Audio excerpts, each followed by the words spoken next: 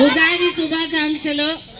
మీరందరూ పిల్లలతోనూ పెద్దవాళ్ళతోనూ అందరూ కలిసి ఈ సంవత్సరం మీ అందరికీ చక్కగా ఆరోగ్యంగా సంతోషంగా ఉండాలి. ఆ సంతోషం తీసుకొచ్చే మొదటి విషయం ఏంటంటే మన వేలుమణి అన్నన్ గారి వెయిట్ పార్లర్ కార్తికేయన్ గారిని మనం రెట్టేయాలి. 2 ఆకులు ఈ చిహ్నంలో మనం ఓటేసి మనం గెలిపించుకోవాలి. இது நமக்கான ஒரு தேர்வு, இது நமக்கான ஒரு முடிவு, நமக்கான ஒரு வெற்றியாக அமையும். ரெட்டையலில் வாக்களிப்போம். எடுக்கணும் அப்படிங்கிறது உங்ககிட்ட நான் கேட்டுக்கொள்ள வந்திருக்கிறேன். எனக்கு முன்னால பேசின அண்ணன் சொன்ன மாதிரி இது ரொம்ப முக்கியமான தேர்தல். 5 வருடங்களுக்கு ஒரு தடவை நடக்கக்கூடிய விஷயம்தான். ஆனால் இந்த நேரம் ரொம்பவே முக்கியமானது. ஏன்னா கடந்த 5 காலத்தில் நம்மளுடைய வாழ்க்கை தலைகீழாயிடுச்சு. எல்லா விதத்துலேயும் தலைகீழாயிடுச்சு. நம்ம யாரை நம்பணும், எப்படி நம்பணும், எந்த முடிவு எடுக்கணும், எந்த வழியில் போகணும் அப்படிங்கிறது தெரியாத அளவுக்கு இன்றைக்கி நம்ம மிரண்டு போய் குழம்பி போய் நிற்கிறோம்.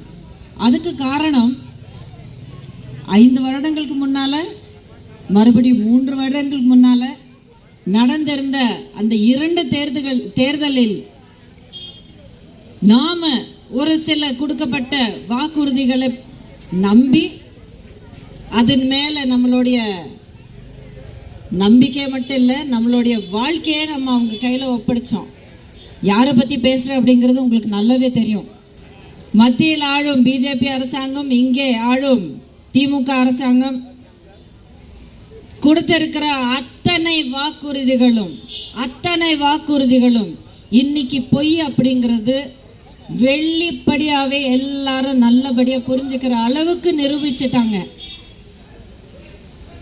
எத்தனையோ இந்த மாதிரி அவங்க கொடுத்திருந்த வாக்குறுதிகள் இன்னைக்கு நிறைவேற்றாமல் விட்டுருக்காங்க. அதில் ஒரு சிலர் நம்ம அனைவரும் ஏதோ ஒரு அளவுக்கு பாதிக்கப்பட்ட ஒரு சில விஷயங்கள் நான் உங்ககிட்ட நினைவுபடுத்த விரும்புகிறேன். விலைவாசி எல்லா பக்கமும் ஏறி போச்சுங்க. இது நான் சொல்லி நீங்கள் தெரிஞ்சுக்கணும்னு இல்லை. ஏன்னா இதனுடைய வலி தினசரி கண் முழிச்சதுலேருந்து ஒவ்வொருத்தவங்களும் ஒவ்வொரு வீட்டிலையும் எல்லாருமே அனுபவிக்கிற விஷயந்தான். பால் வாங்கணுமா, அரிசி பருப்பு வாங்கணுமா, காய்கறி வாங்கணுமா, குழந்தைங்களுக்கு நல்லபடியாக ஒரு சத்துணவு கொடுக்கணுமா அப்படிங்கிற பயத்தோடு செயல்படுற ஒவ்வொரு குடும்ப தலைவியோடைய வேதனை அதுலேயே இருக்குது. சம்பாதிச்சது போதாதா, இன்னும் எவ்வளோ எங்கே போய் இன்னும் எத்தனை வேலைகள் செஞ்சு எப்படி சம்பாதிச்சு என் குடும்பத்தோடைய தேவைகளை நான் பூர்த்தி செய்ய முடியும்? ஒவ்வொரு குடும்ப தலைவனுடைய இதையும் இன்னைக்கு இதெல்லாம் தாண்டி போனால் குழந்தைங்கள நல்லபடியாக படிக்க வைக்கணும். ஐயா, நான் படிக்கலைன்னா கூட என் குழந்தை நல்லா படிக்கணும். அம்மா, நான் கல்வி பூர்த்தி செஞ்சு நான் கல்லூரிக்கு போகலன்னா கூட என் குழந்தை கல்லூரி பூர்த்தி செஞ்சு ஒரு நல்ல வேலைக்கு போய் நல்லபடியாக வாழணும் தாய் அப்படின்னு சொல்லி எத்தனையோ பேர் என்கிட்ட சொல்லியிருக்காங்க.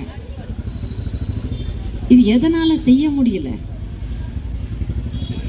ஏன்னா இந்த கல்வி அப்படிங்கிறது மக்கள் வரைக்கும் கொண்டு வந்து சேர்க்கறது அரசாங்கத்தினுடைய பொறுப்பு. அதை மீறி நம்ம குழந்தைங்களை படிக்க வைக்கிறதுக்கு நம்ம ஒரு சில நேரங்களில் கடன் எடுத்து அவங்கள படிக்க வைக்கிறோம். அந்த கல்வி கடனை ரத்து செய்யப்படும் அப்படின்னு சொல்லி ஒரு வாக்குறுதியை கொடுத்தாங்க. போன தேர்தல் அன்னைக்கு நடந்ததாமா? உங்கள் குடும்பங்களுடைய எதிர்பாராத சில தேவைகளை பூர்த்தி செய்கிறதுக்கு கஷ்டமான நேரங்களில் ஒரு நஷ்டம் நடக்கும்போது, ஒரு இழப்பு நடக்கும்போது கையில் காசு இருக்காது. தேவைக்கு என்ன செய்வாங்க? என்ன செய்வோம்மா? கையில் இருக்கிற சில நகைகள் கொண்டு போய் அடமானம் வைப்போம். இந்த நகை கடனை ரத்து செய்யப்படும் அப்படின்னு சொல்லி உறுதி கொடுத்தாங்க. நடந்ததாமா? எத்தனை குடும்பங்களில் அந்த பணம் திரும்ப கொடுக்கப்பட்டு இல்லை, அந்த கடன் ரத்து செய்யப்பட்டு உங்களுடைய நகைகள் வீட்டுக்கு திரும்ப வந்திருக்கு? மின்சார கட்டணம் எல்லாரோடைய ஒரு அத்தியாவசிய தேவைங்கிறத விட ஒரு உரிமை, அடிப்படை உரிமை. மின்சாரம் சொகசா வாழ்றதுக்கு இல்லை, தினசரி வாழ்க்கைக்கு, நம்மளுடைய வேலைக்கு, நம்மளுடைய படிப்புக்கு, வாழ்றதுக்கான எல்லா விஷயத்திலும் நமக்கு தேவையான அடிப்படை தேவை மின்சாரம்.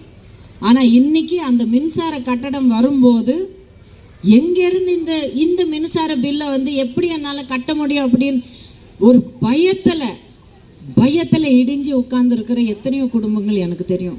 ஏன்னா அந்த மின்சார கட்டடத்துக்கு கொடுக்குற அந்த பணம் சாப்பாட்டுக்கு போட்டுக்கலாம், குழந்தைங்களுடைய ஒரு தேவைக்கு போட்டுக்கலாம், பெரியவங்களுடைய ஒரு மருத்துவ வசதிக்கு, ஒரு ட்ரீட்மெண்ட்டுக்கோ இல்லை ஒரு மாத்திரைக்கு நம்ம பயன்படுத்திக்கலாம். ஆனால் ஏங்கயா இந்த மாதிரி மின்சாரத்தை இந்த அளவுக்கு நீங்கள் உயர்த்திட்டீங்க அப்படின்னு கேட்டதுக்கு, அது அப்படி தான், நாங்கள் அப்படியே தான் பண்ணுவோம், கட்டினா கட்டுங்க, இல்லைன்னா இது கரண்ட்டு கனெக்ஷனை பிடிங்கிட்டு போயிடுவாங்க அப்படின்னு சொல்லி எத்தனையோ பேருக்கு இந்த மாதிரி பதில் கிடச்சிருக்கு. எத்தனையோ பேருக்கு இந்த மாதிரி பதில் கிடச்சிருக்கு. வேறு வழி இல்லைல்ல, கட்டி தானே ஆகணும். வயிற்று கட்டிக்கிட்டு ஏதோ ஒன்று குறைச்சிக்கிட்டு மின்சார கட்டடத்தை நம்ம கட்டுறோம். இது ஒரு மிகப்பெரிய அநியாயம். எத்தனையோ இருக்கிற அந்த பட்டியலில் சொத்து வரி உயர்வு, இது எப்படிப்பட்ட அநியாயங்க?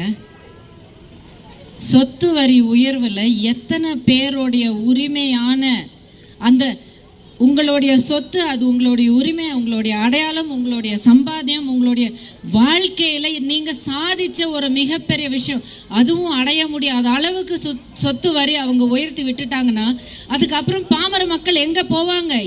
எதை பார்த்து அவங்களால உழைக்க முடியும்? எதை ஆசைப்பட்டு அவங்களால வாழ முடியும்? எல்லாத்த விட ரொம்ப வேதனை கொடுக்குற ஒரு விஷயம், ஒரு உண்மை என்னன்னா, நம்ம குடும்பங்களோடையும் நம்ம இளைஞர்களோட நம்ம குழந்தைங்களுடைய வாழ்க்கை, அவங்களுடைய நலன். ஏம்மா, எதுக்காக குழந்தைங்கள பெற்றுக்கிறோம்மா? அவங்க நல்லா வாழணும், நல்ல ஒரு வாழ்க்கை அவங்களுக்கு நம்ம அமைச்சு கொடுக்கணும், சந்தோஷமாக இருக்கணும், அவங்க ஆசைப்பட்டது எல்லாமே அவங்களுக்கு கிடைக்கணும் அப்படிங்கிற ஒரு ஆசையோட, ஒரு கனவோட நம்ம குழந்தைங்களை நம்ம பெற்று வளர்த்து ஆளாக்கின பிறகு அவங்கள நம்ம ரொம்ப தைரியமாக அவங்களுக்கு வாழ்க்கை உலகத்துக்குள்ளே நம்ம அனுப்பணும். போப்பா, நீ படிப்பா, ஸ்கூலுக்கு போ, நீ கல்லூரிக்கு போ, மேல் படிப்புக்கு போ, வேலைக்கு போ, நல்ல உத்தியோகம் செய், நல்ல ஒரு வாழ்க்கை உனக்காக நீ அமைச்சிக்கோ அப்படின்னு சொல்ல வேண்டிய ஒரு நேரத்தில் இன்னைக்கு குழந்தைங்கள நம்ம கண்ணு முன்னாடியிலேருந்து நம்ம ஒரு இன்ச்சு கூட நகர்த்தி விடுறதுக்கு நம்ம அவ்வளோ பயமாக இருக்குது. ஏன்னா போதை பொருட்களுடைய பூதம் அவ்வளோ சின்ன வயசில் சினிமாவில் ஒரு பாட்டு பார்த்தாலே அது பார்த்து அப்படி மயங்கி போகிற அந்த சின்னஞ்சிருச்சுங்க போதை பொருள் மாதிரியான ஒரு கொடூரமான ஒரு பூதத்தை அவங்க மேலே திணிச்சா அவங்க மனசு என்ன ஆகும்? அவங்களுடைய வாழ்க்கை எந்த திசைக்கு திரும்பும்? அவங்களுடைய இந்த போதை விற்பனை அப்படிங்கிறது தமிழகத்தின் ஒவ்வொரு மூலையிலும் இன்னைக்கு ரொம்ப வெளிப்படையாக ரொம்ப தைரியமாக நடக்கிறதுனா அது கண்டிப்பாக உறுதியாக இன்னைக்கு ஆதாரத்தோட நமக்கு முன்னாடி வந்திருக்கிற ஒரு உண்மை என்னன்னா, அது இந்த திமுக அரசாங்கத்தோடைய முழு ஆதரவோடு தான் நடந்து கொண்டு இருக்கிறது. இல்லைன்னா இந்த அளவுக்கு கண்டிப்பாக பரவி இருக்கவே முடியாது. இன்னைக்கு நான் உங்களை இந்த கேள்வி கேட்க போறேன். நீங்க யாருக்காக உங்க வயித்தை கட்டிக்கிட்டு நீங்க வாழ்றீங்களோ, எந்த குழந்தைக்காக உங்களுடைய வாழ்க்கையை நீங்க தியாகம் பண்ணிட்டு நீங்க வாழ்றீங்களோ, எந்த இளைஞர்கள் வந்து நீங்க உங்களுடைய கனவுகள் சின்ன வயசுல இருந்து எத்தனையோ விஷயங்கள் நீங்க பார்த்து வளர்ந்து நான் டாக்டர் ஆகணும், நான் என்ஜினியர் ஆகணும், நான் ஆஸ்ட்ரோநாட் ஆகணும், நான் ஐஏஎஸ் ஆகணும், நான் விவசாயி ஆகணும் அப்படிங்கிற அருமையான கனவுகளோட இளைஞர்கள் வந்து வளர்ந்து வர்ற இந்த காலத்தில் எல்லாமே ஒரு கட்சியின் தலைவர்களுடைய அந்த சுயநலத்தினால இன்னைக்கு எல்லாமே நாசமாக போச்சுன்னா அதுக்கு கண்டிப்பாக அவங்க பதில் சொல்லியே தீரணும். ஒவ்வொரு தாயின் அந்த வலிக்கும், ஒவ்வொரு தந்தையின் வலிக்கும், ஒவ்வொரு இடிஞ்சு போன அந்த இளைஞரின் வாழ்க்கைக்கும் அவங்க பதில் சொல்லித்தான் ஆகணும்.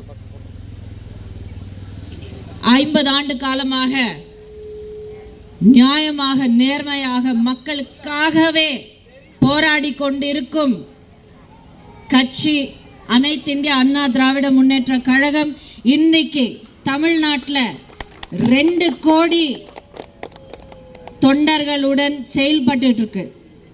நான் எதற்காக 2 கோடி தொண்டர்கள் அப்படிங்கிறத நான் ஏன் அழுத்தி சொல்றேன்னா, நீங்க ஒரு கட்சி மேல உங்களுடைய நம்பிக்கை வச்ச பிறகு அந்த கட்சியின் வேட்பாளர் மேல நீங்க உங்களுடைய நம்பிக்கை வச்ச பிறகு நாளைக்கு உங்களுக்கு எந்த ஒரு விஷயத்துக்கு, எந்த ஒரு கஷ்டத்துக்கும், எந்த ஒரு தேவைக்கும், அண்ணா எனக்கு இந்த கஷ்டம் இருக்கு, எனக்கு இந்த உதவி வேணும் அப்படின்னா ஓடோடி வருவாங்க. ஏன்னா அனைத்து இந்திய அண்ணா திராவிட முன்னேற்ற கழகத்தின் தொண்டர்கள் இல்லாத ஊரே இல்லை. அப்படிப்பட்ட ஒரு துணையும் அப்படிப்பட்ட ஒரு ஆதரவும் உங்களுக்கு அனைத்து இந்திய அண்ணா திராவிட முன்னேற்ற கழகத்தால் மட்டும்தான் கொடுக்க முடியும். இது மனசில் வச்சுக்கிட்டு வரும் 19ஆம் தேதி நடக்க போட நாடாளுமன்ற தேர்தல் அன்றைக்கு உங்களுடைய வாக்குச்சாவடிக்கு போய் இரட்டை இலை சின்னத்தில் உங்களுக்கான நம் அனைவருக்கும் தேவையான மிக முக்கியமான அவசியமான ஒரு மாற்றத்தை நீங்க ஏற்படுத்த வேண்டும். 19ஆம் தேதி உங்களுடைய வெற்றி வேட்பாளர் சகோதரர் ஜி கார்த்திகேயன் அவர்களுக்கு உங்களுடைய பொன்னான வாக்களித்து தமிழகத்துக்கும் உங்க ஊருக்கும் உங்க குடும்பத்துக்கும் உங்க குழந்தைங்களுக்கும் ஒரு பொன்னான எதிர்காலத்தை நம்ம உருவாக்குவோம். என் கூட சேர்ந்து சொல்லுங்க, ஒற்றை விரலால் இரட்டை இலைக்கு வாக்களிப்போம், ஒற்றை விரலால் ஓங்கி அடிப்போம், இரட்டை இலைக்கு வாக்களிப்போம். ஐயா, எல்லாரும் நின்று இவ்வளவு நேரமா பொறுமையா கேட்டுக்கிட்டீங்க. நான் மனசார உங்ககிட்ட இந்த விஷயங்கள் பகிர்ந்துக்கிறேன்னு உங்களுக்கு நல்லாவே புரியுது. தயவு செய்து இந்த குரலை நீங்களும் சேர்ந்து நீங்க கொடுக்கணும். ஏன்னா இது அனைவருக்கான குரல். இது ஒரு அரசியல் பேச்சாக நினைக்காதீங்க. இது மக்களுடைய உரிமைகளை காக்கக்கூடிய ஒரு குரல், உரிமை குரல். சரியாக சொன்னீர்கள். ஒற்றை விரலால் ஓங்கி அடிப்போம், இரட்டை இலைக்கு வாக்களிப்போம், ஒற்றை விரலால் ஓங்கி அடிப்போம், இரட்டை இலைக்கு வாக்களிப்போம். நன்றி.